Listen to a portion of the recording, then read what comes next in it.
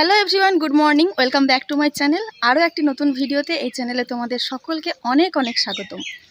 তো এখন বাজছে সকাল 10:30, আর আজকে সকাল 10:30 থেকে আমি তোমাদের সাথে আজকের ব্লগটা শেয়ার করব।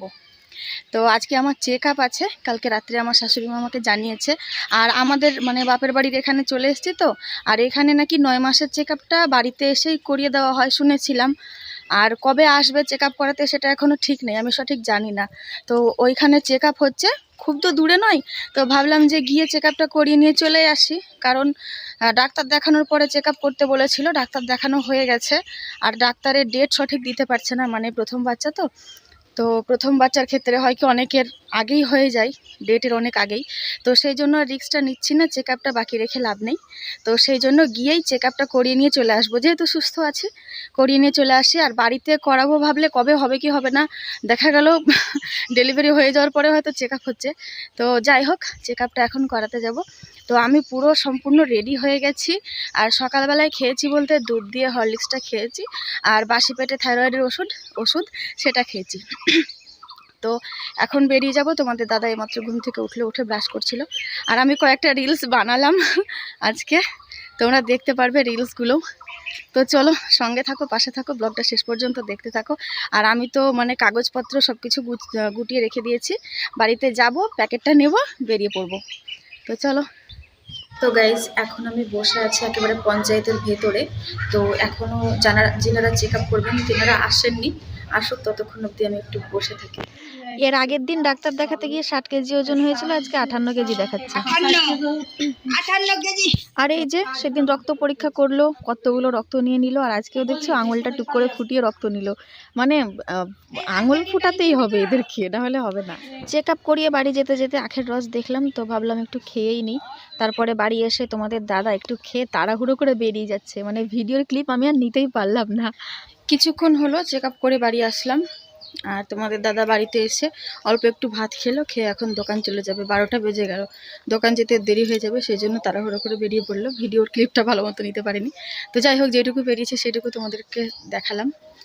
তো এবার আমি বাড়িতে যাব, শাড়িটা চেঞ্জ করব, করে খাওয়া দাওয়া করব। তো এই যে আজকের খাবারের মেনুতে আছে সাদা ভাত, আর এইখানে আছে বাঁধাকপি শিম দিয়ে তরকারি, আর এইখানে আছে আলু ভাজা, এটা হচ্ছে ডিম ভাজা, বেগুন ভাজা, আর একটা পেঁয়াজ কেটে নিয়েছি, আর আছে পাতলা করে মুসুরের ডাল।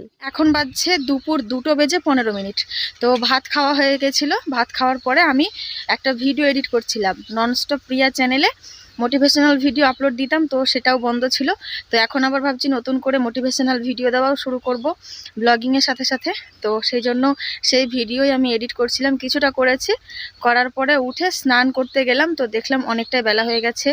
আর কালকে ঠান্ডা জলে স্নান করেছি, দিয়ে সর্দিও লেগে গেছে, ঠান্ডা ঠান্ডা ভাব লাগছে, শরীরটা ভালো লাগছে না। আর এই সময় ঠান্ডা লাগানো যাবে না একেবারেই।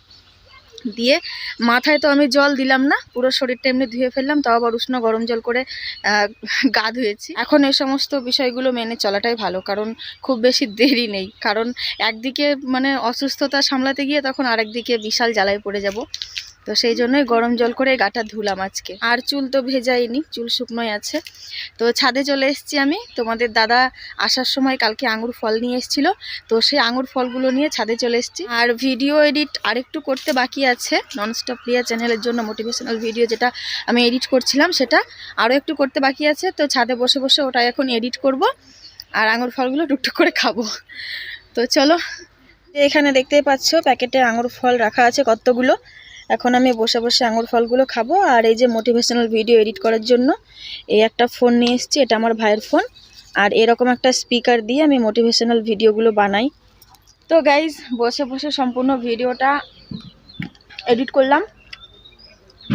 আর দেখছিলাম আমার রিলস ভিডিওতে একটা কমেন্ট এসছে 2-3টে, এই সময় না নাচাই ভালো, তারপরে সাবধানে দিদি ভাই, এগুলো পড়ে খুবই ভালো লাগলো। তোমরা যে আমার এতটা টেক কেয়ার করছো, এটাই অনেক। এরকম খোঁজ আর কতজন রাখে বলো, ভালো বন্ধু বা ভালো ফ্যামিলির লোকজন না হলে তো আর কেউ এরকম খোঁজ রাখে না।